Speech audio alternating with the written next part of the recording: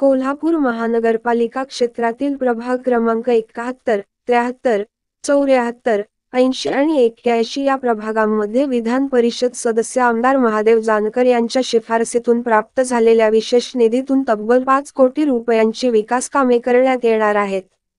माजी आमदार अमल महाडिक यांनी पाठपुरावा करून हा निधी उपलब्ध करून दिला आहे. या विकास कामांचा शुभारंभ आज आमदार महादेव जानकर, माजी आमदार अमल महाडिक आणि माजी नगरसेवक सत्यजित कदम यांच्या हस्ते करण्यात आला.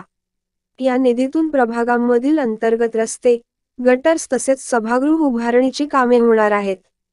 यावेळी बोलताना आमदार महादेव जानकर यांनी अमल महाडिक यांच्याबद्दल गौरवोद्गार काढले. अत्यंत मितभाषी आणि संयमी स्वभावाच्या अमल महाडिक यांनी मदत केल्यामुळेच मी विधान परिषद आमदार होऊ शकलो. या मदतीची उतराई करण्यासाठीच हा निधी दिल्याचे जानकर म्हणाले. अमल महाडिक यांनी पदावर नसतानाही विकास कामांचा केलेला पाठपुरावा कौतुकास्पद आहे. आगामी निवडणुकीत जनता नक्कीच याची जाण ठेवून महाडिक यांना पुन्हा आमदार बनवेल असा विश्वास जानकर यांनी व्यक्त केला.